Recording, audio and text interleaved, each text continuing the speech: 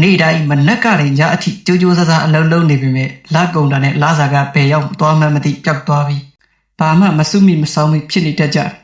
တကယ်တော့စီးရဲနေတာဟာစူးစမ်းအားထုတ်မှုမရှိလို့မဟုတ်ပါဘူး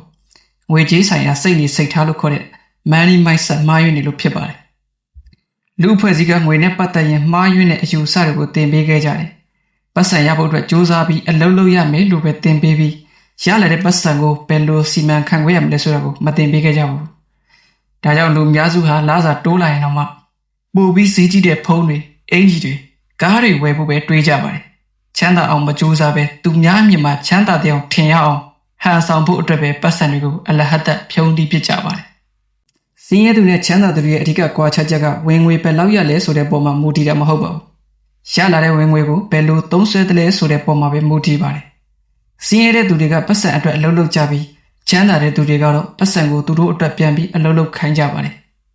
ဒါဟာနာမည်ကြီး Rich Dad Poor Dad စာအုပ်ရဲ့အဓိကတော့ချက်ပဲဖြစ်ပါတယ်ဘဏ္ဍာရေးအခြေအနေကိုပြောင်းလဲဖို့ဒီအချက်၃ချက်ကိုစတင်ကျင့်သုံးပါပထမချက်ပိုင်ဆိုင်မှုနဲ့အသုံးစရိတ်ကိုခွဲခြားသိပါ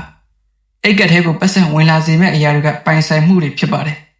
ဥပမာယင်းနှီးမြုပ်နှံတာစီးပွားရေးလုပ်တာပညာရပ်တစ်ခုသင်ယူတာတွေဖြစ်ပါတယ်အိတ်ကက်ထဲကနေပတ်စံတွေထွက်သွားစေမဲ့အရာတွေကတော့အသုံးစရိတ်တွေဖြစ်ပါတယ်ဥပမာလိုအပ်တဲ့ပိုစည်းကြီးတဲ့ဖုန်းမလိုအပ်တဲ့အကျွေးတွေဒါတွေဟာအသုံးစရိတ်တွေပဲဖြစ်ပါတယ်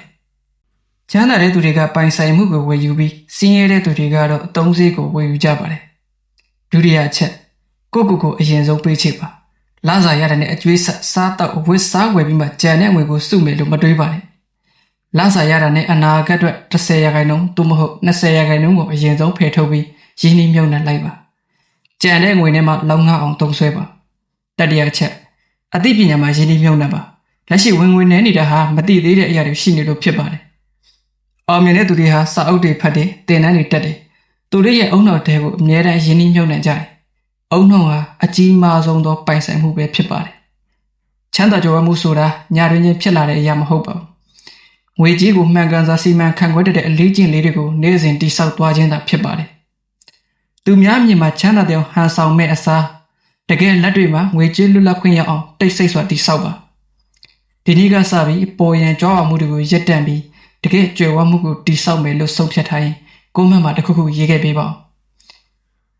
ခုလိုကြိုးရှိမဲ့ဗီဒီယိုတွေကိုအပတ်စဉ်တင်ဆက်ပေးတော့မှာမို့ SDH Motivation Channel ကိုလည်း Subscribe လုပ်ထားနိုင်ပါတယ်